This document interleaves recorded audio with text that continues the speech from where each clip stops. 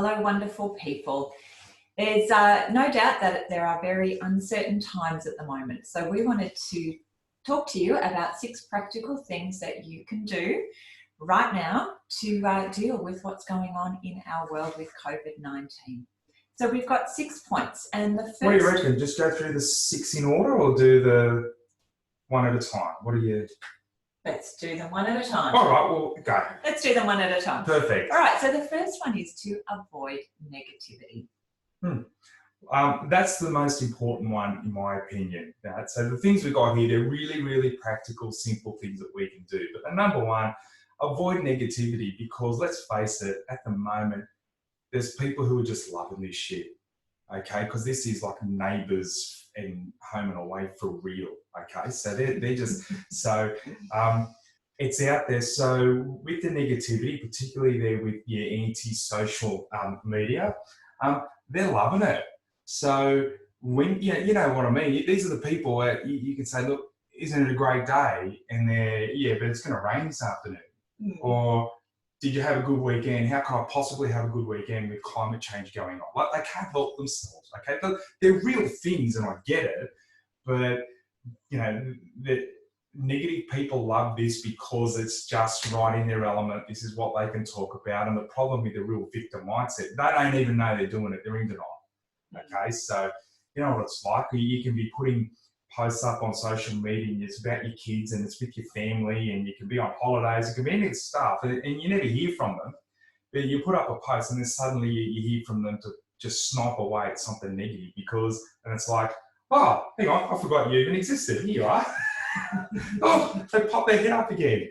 So it's a good time to avoid that kind of stuff because it's out there. So what do we do there instead? Well, minimize your time on there. So go on there to contact them and send a message or contact with the people there that you want to, but replace that void with some really good positive stuff. So let's go right back to the basics. You know?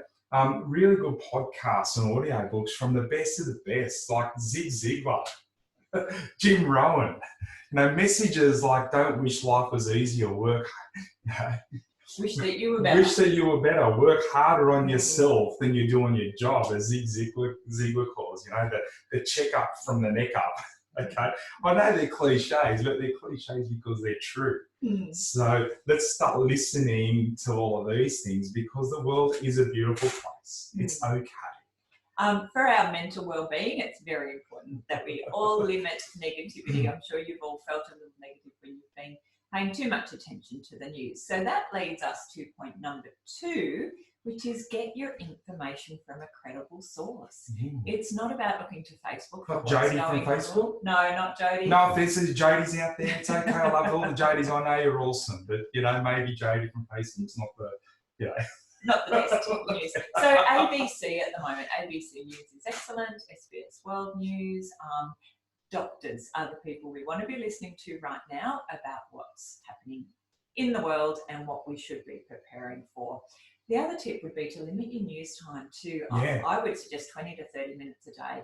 We could spend hours trolling the news and to get as much information as we can, but in reality, we won't get much more than we need in 6 hours than we do in 20 minutes. Good one. Excellent. Next point. What do you think? Next point is become familiar with your obligations as an employer and your rights in the workplace as an employee. So there's an amazing lot of information on fairwork.gov.au. If you just go to that website, if you click on the left, on that first homepage, you'll find a section called Coronavirus and Australian Workplace Laws. And that is being updated very regularly. The last update was this morning. So it answers questions, say, such as, what if an employee wants to stay home as a precaution? How do I deal with that? What if I cannot attend work because my child's school is closed? What do I do there? And to show how quickly it's changed, we were looking at this with some clients yesterday, and even that was a bit vague. It's not vague anymore. It's really explicit as to what it says. So, yeah, that happened last night and also this morning. So so use that, have that, save that on your reading list, so it's there as a go-to, so you know what's going on, what our obligations are. Yeah. All right. So Point number 4, once you know a lot more about what's going on, communicate. Communicate to your team members, your staff, communicate to your clients. In times of uncertainty, information is critical, and the information that we actually need, such as what happens if. So communicate fast and early. Yeah. Okay, and encourage your team members to think about their personal situation too. So if there is a lockdown, such as is happening in other countries around the world, some people will be able to work from home, some won't. Now, it may be because the type of work you do can't be done from home, our manufacturers, for instance. However, some more office-based jobs could potentially be done from home. However, people's situations do vary. So my teenage sons will be quite happy to ignore me all day so I can continue to work. But if you have young children, they're going to need more of your time and attention. And it's just having a real honest conversations with your employees around working from home. If you are working from home, how many hours is that work and how many hours is that caring for people, and get these discussions in and get agreements in. Our suggestion will be by the end of this week. So if anything does happen as of the lockdown, and it's a Monday, you're all ready to go for the week, before the weekend, and people know what they have to do. All right, so our next point, our next tip is to prepare for the worst, but hope for the best. So none of us know exactly what's going to happen, but if we have a plan in place for our business, for our team, with the best knowledge we have now, we're going to be in a much better place to deal with whatever happens. Yeah. So again, have those conversations with your employees, have those discussions and those conversations with your clients as well as to what availability will be. So again, you're ready. So if we need to get technology sorted, so as of Monday, we're working from home, you're all ready, you're ready to go. The panic is over from what you need to do or what you can control. It's just time to get into it. Now, if the worst situation happens, which is potentially for some businesses that we're all in lockdown, look at that as an opportunity to do all the things that you've been meaning to do for so long, all those important things that aren't urgent when we've got so much other work to do. And we've heard your excuses, it's cool. So we know all the things that you just haven't had time to do. And by the way, we're really good at that as well. So we know the things that we've been putting off. So, I don't have an excuse anymore. So all those general policies and procedures that you've been meaning to write, researching new technology that might be able to help in your business, anything like that, tidying up your files, in your electronic files, whatever it is for you that you've been meaning to do, this is a great opportunity.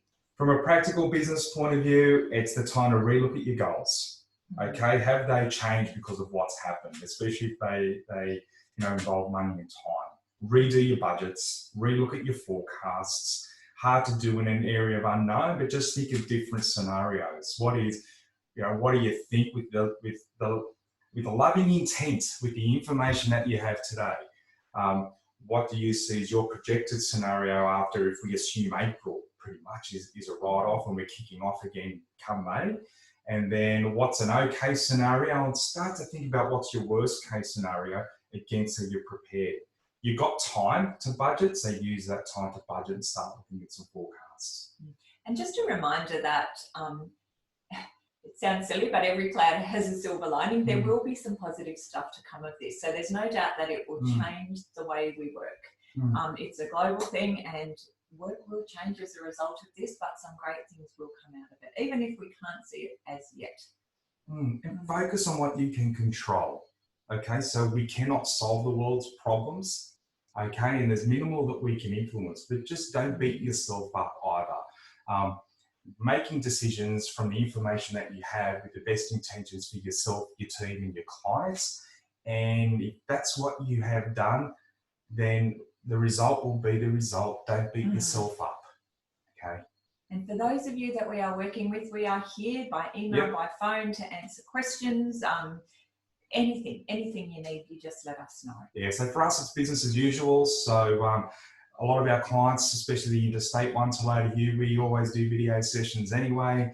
Guys, unfortunately, hard to get a cup of coffee to you through the videos. So for our local clients, we'll just have to have a virtual cup of coffee and a high five and a hug. So our coaching sessions, as per usual, via video.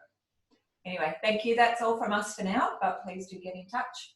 Okay, thanks guys. See ya. Bye for Bye. now.